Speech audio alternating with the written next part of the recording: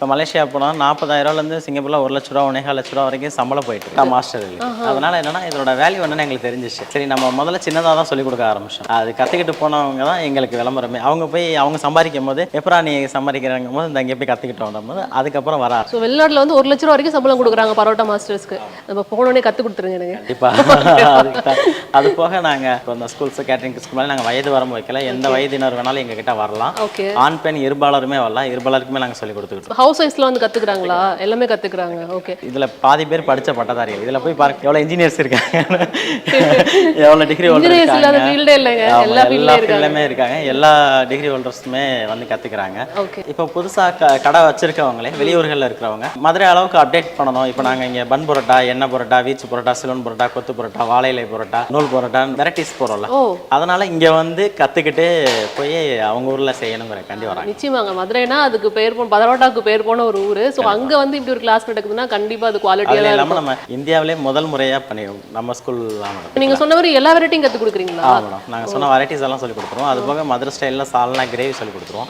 Dosa varieties எல்லாம் சொல்லி கொடுத்துருவோம். தோசை ஊத்துறது முதற்கொண்டு. அது போக சப்பாத்தி ஃபுல்கா கோதுமை பரோட்டா போட சொல்லி கொடுத்துருவோம்.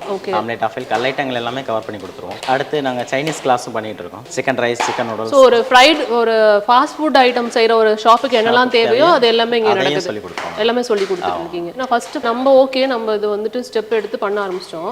உங்க கூட இருந்தவங்க என்ன இது எப்படி பண்ண போறீங்கன்னு கேட்டதுக்கு அப்புறம் வரவங்களும் ஃபர்ஸ்ட் யோசிச்சிருப்பாங்கல்ல, இது எப்படி இதுக்கெல்லாம் கிளாஸ் இருக்காங்கிறது தெரியாது நிறைய பேருக்கு. என்னன்னா ஒரு 10 நாள் தான் டியூரேஷன் வச்சிருக்கோம். 10 நாள் வந்தாலே எங்களுக்கு போது நாங்க சொல்லி கொடுத்துருவோம்.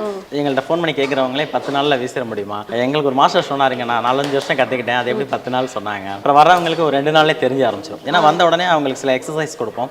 இந்த கண்ணாடியில் வச்சு கை சுத்துறதுக்கு, அப்புறம் டவல் சுத்துறதுக்கு, அதுக்கப்புறம் மாவு பிணைய வச்சு உருண்டை போட வச்சு அது எவ்வளவு நேரம் ஊற வைக்கிறது, எப்படி வீசுறது, அதை கிளியாம எப்படி வீசுறது, அதை வீசினதுக்கு அப்புறம் அதை நம்ம எப்படி மடக்கிறது, இது எல்லாமே நாங்கள் ஸ்டெப் பை ஸ்டெப்பாக சொல்லி கொடுத்துருவோம். ஸோ அவங்க ஈஸியாக புரிஞ்சுக்கிறாங்க. நம்ம ரவுண்டோ முக்கோணம் சொன்னால் புரியாது, உளுந்த வடையை சமோசா காட்டினா புரிஞ்சுக்கிறாங்கல்ல, அந்த மாதிரி தான் இது. ஈஸியாக நாங்கள் அவங்க கையிலேயே மாவை கொடுத்து அவங்களே செய்யும் போது அவங்களுக்கு ஈஸியாக இருக்குது. அதனால ஈஸியாக அவங்க பழகிக்கிறாங்க. இப்போ எங்க இருந்துலாம் வராங்க கற்றுக்கிறதுக்காக? தமிழ்நாட்டில் இருக்க எல்லா டிஸ்ட்ரிக்ட்லேருந்துமே ஆள் வராங்க. அது போக கேரளா, ஆந்திரா, உத்தரப்பிரதேசம், பெங்கால், எல்லா இந்தியா முழுக்க இருக்க எல்லா ஸ்டேட்லேருந்துமே ஆள் வந்து கற்றுக்கிறதுக்கு பரோட்டா போடுறது கற்றுக்கிறதுக்காக எல்லா இடத்துலேருந்தும் வராங்க. ஸோ ரொம்ப இன்ட்ரெஸ்டிங்கான ஒரு விஷயம் தான் இல்லையா? ஸோ நீங்கள் அது மட்டும் இல்லாமல் எல்லாமே சொல்லி கொடுக்குறீங்க. இந்த ப்ராக்டிக்கலாகவே சொல்லி கொடுத்துருவோம். நாங்கள் யார் வந்தாலும் வீச வச்சுருவோம்.